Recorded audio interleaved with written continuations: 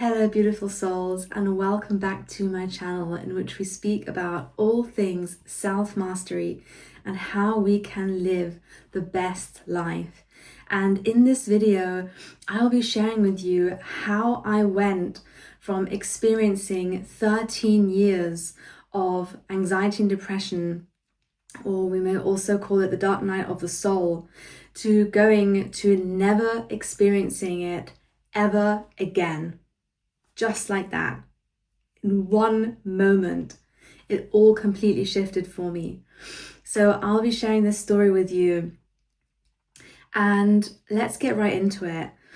So when it started for me, these kind of mental health problems or experiencing this level of pain and suffering and darkness in my life, it was when I was 10 years old. And it was because of a mixture of family dynamics and also getting bullied at school. And yeah, that's what kind of brought it on. And then it evolved throughout the years. And there were phases of suicidal thoughts, self-harm. Then it moved through into not being able to be a very functional human. I was taking a lot of drugs to kind of numb the pain. I was sometimes unable to leave the house. Very regularly, I was unable to leave the house.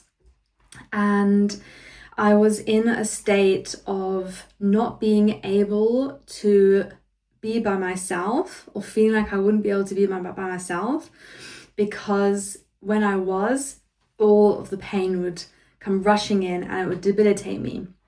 So I was living in a way as a young adult where I was unable to hold down a job.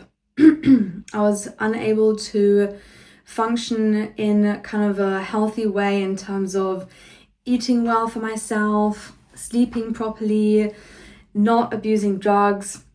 There was abuse of drugs on various different levels. So smoking cannabis every day, and then also taking some harder drugs on a regular basis as well. So that period of my life lasted for 6 years. And in that time, that's when I moved out and moved to a beautiful city called Brighton, and was really discovering myself, trying to find myself separately from the structure that my parents had created for me whilst I was living with them, right?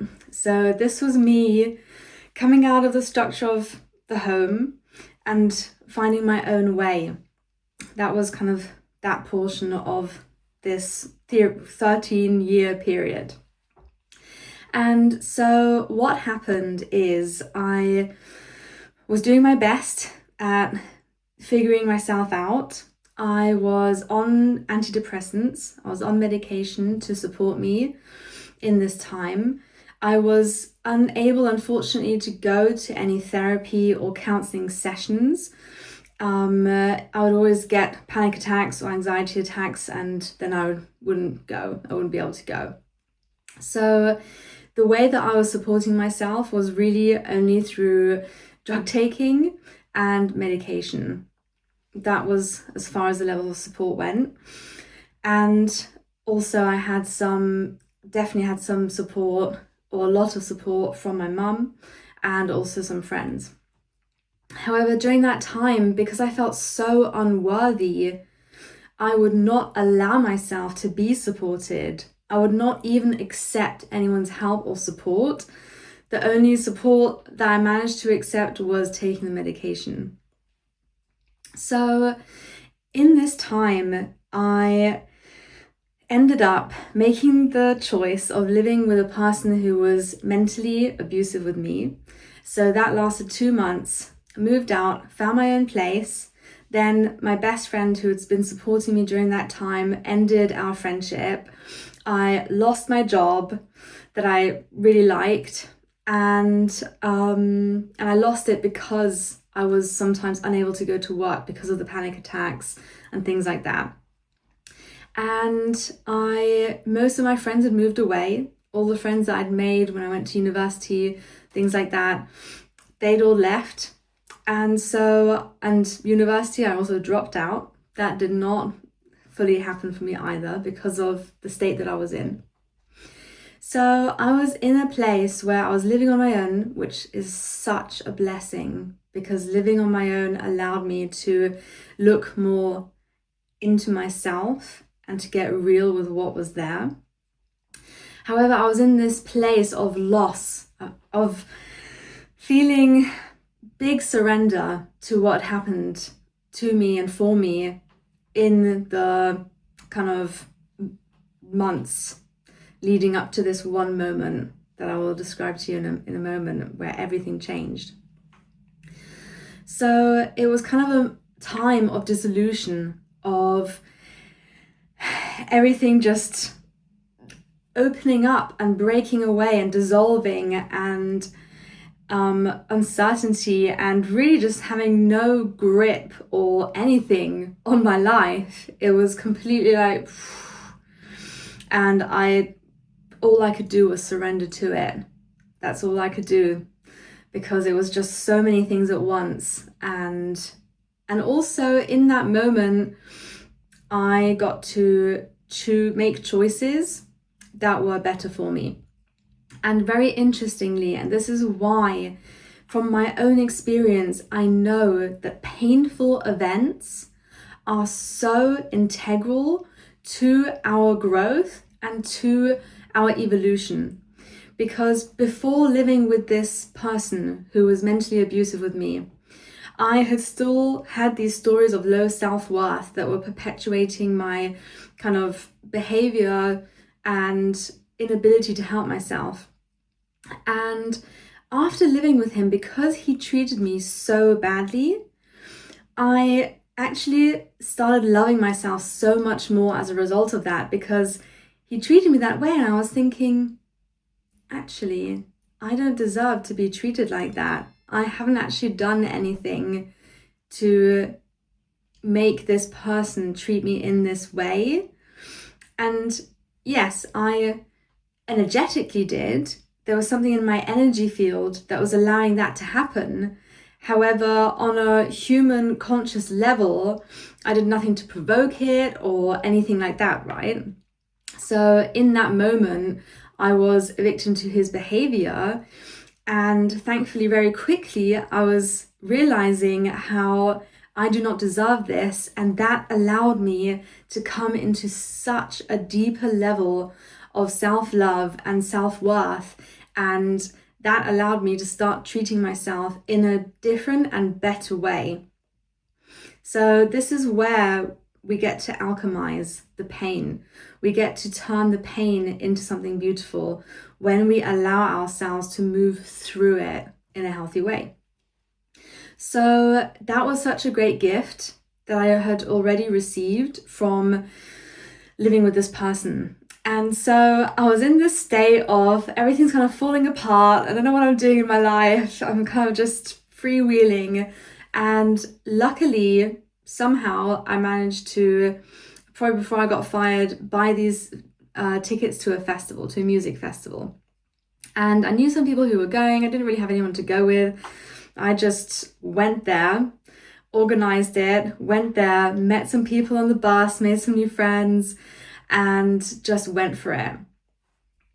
And something very, very interesting happened at this festival for me. So I was having a great time. It was very beautiful energy, beautiful people, beautiful music. And at one point, I was hanging out with my new friend, and all of a sudden, these emotions overcame me. And I could start feeling it. I was like, oof, okay, I think I need to go into the tent. And I said, I need to go to the tent. He said, okay, let's go. And I was sitting in the tent with him, and I just started bawling my eyes out. It was so immense.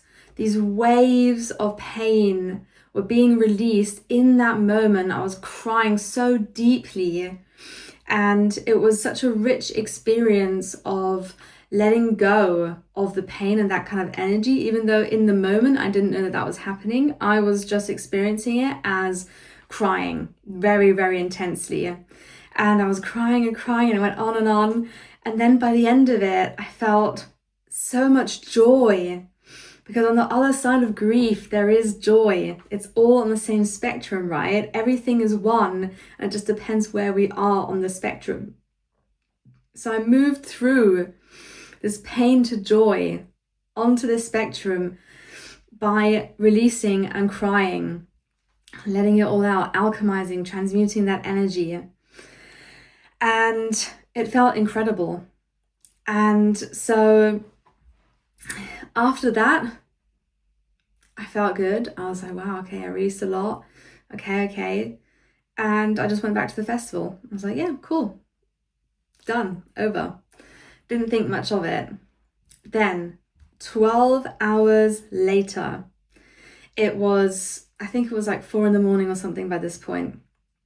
I was hanging out in this chill out tent, and this man was at the festival who I'd been in love with for years. It never worked out between us. However, he was there, and it was great to be with him and spend time with him and see him.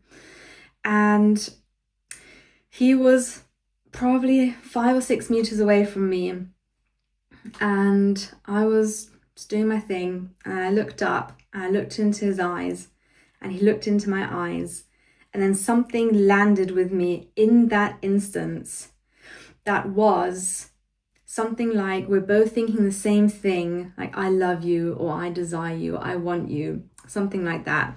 Like it felt very deep sense of longing for one another, and that we were both thinking that at that same time. And I knew it to be true. It wasn't, oh, I think that's what's happening, or maybe. It was, I know right now that we are both thinking and feeling this as our eyes are meeting.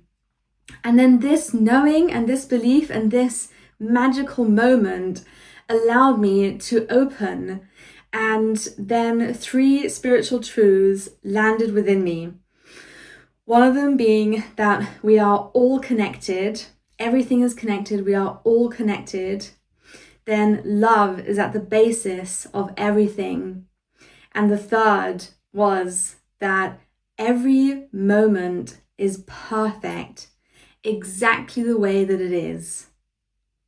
Exactly the way that it is. And these truths landed within me fully into my whole being as a knowing. It wasn't something that I thought, that's interesting, maybe that could be true. It was like, no, I know this to be true. This is truth landing within my being right now. And that changed everything for me. After that moment, so after that moment, everything changed. And I managed to, within that instance, I managed to go from my base level being anxiety and depression as a normal experience to never feeling it ever again.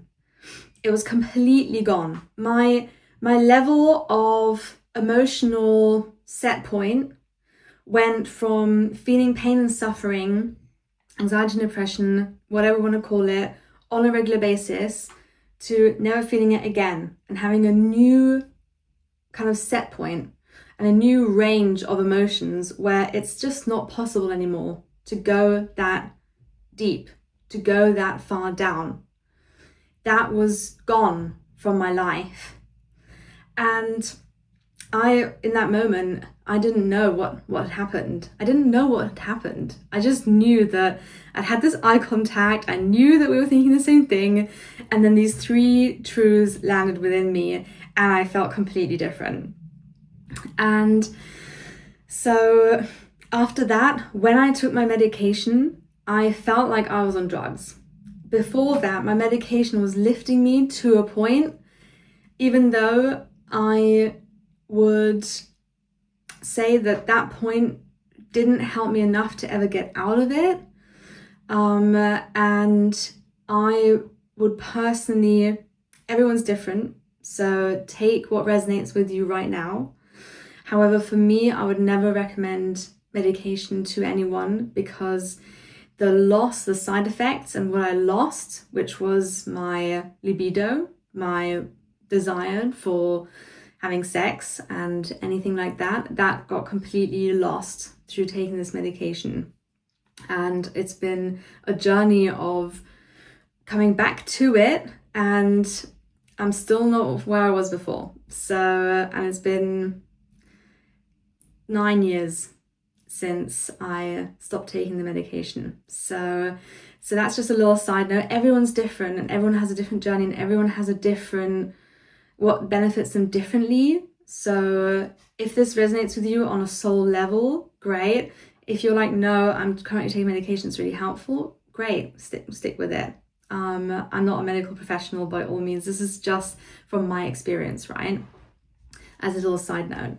So when I took the medication, I felt like I was being uplifted in a way that didn't feel good anymore. It felt like I was too, and that just shows as well how my level of well-being just completely shifted within that instance.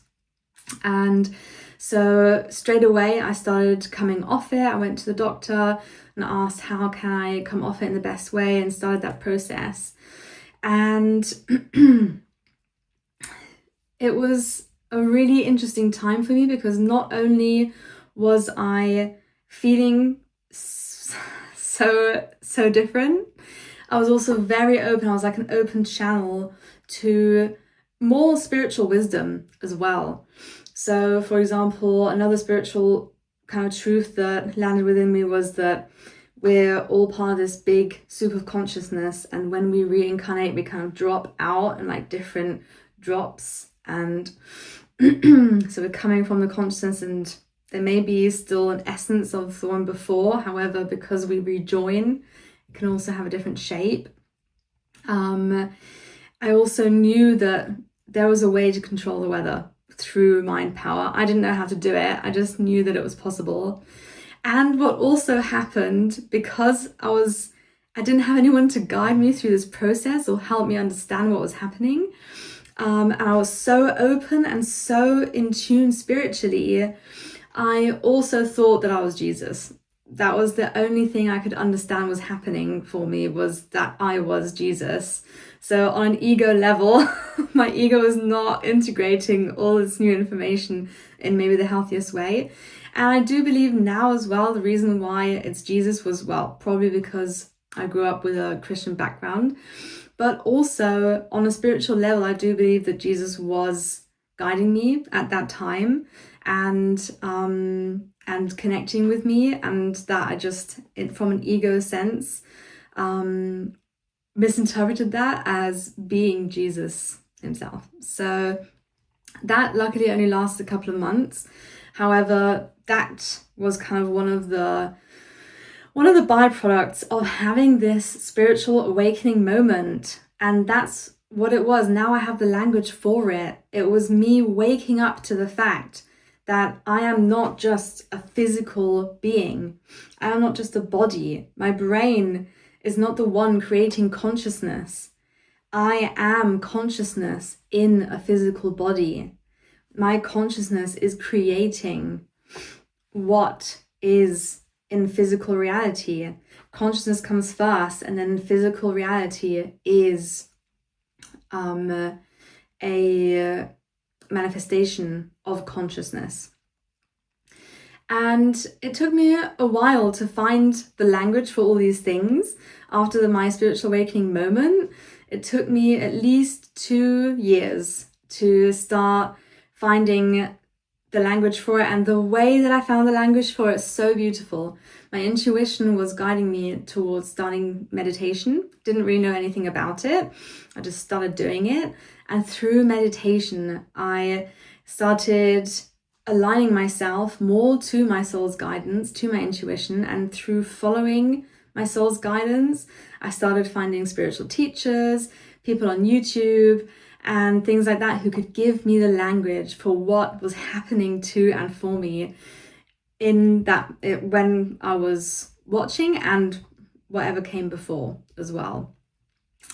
And so this video, what I'm sharing with you here, this is really in service of you knowing that it is possible to completely overcome lower states of emotions, continuous lower states of emotions. I'm not the only person who has had a spiritual awakening journey. I'm not the only person who has overcome anxiety and depression. There are so many people who have succeeded in this, and my story is another voice to share that it's possible. It's possible, and it can happen just like that. And for some it won't. For some it will be more of a conscious journey. For me, I did not have a choice in stepping into my dark night of the soul at 10 years old, which was very, very hard. And I also didn't have the choice of having a spiritual awakening moment. Both of those things just kind of happened to and for me. And what I want to also bring forward is that for me, I did not have the choice to have those things happening. And on some level, we never fully have the choice. Everything is happening the way that it's meant to. However, on another level, we can empower ourselves to do things differently, step by step. It can be one step at a time, one positive change at a time, one shift in your life at a time. It could be as simple as when you are experiencing a panic attack or a lot of anxiety, to remember that you have the breath and that you can breathe in that moment, and focusing on your breath. Breath is spirit. In the etymology, expirare, the Latin origin of breathing, it also has the word spirit inside it. So connecting our breath connects us to our spirit. And here are the little shifts that we can make to come back to ourselves, to move through the pain. Because the reason why it took me 13 years to move out of that pain was also because I was suppressing it. I was not allowing myself to feel it. And now I know that. And now when pain arises, because I can still experience pain, it's not how it was before though, that underlying foundation of pain and suffering.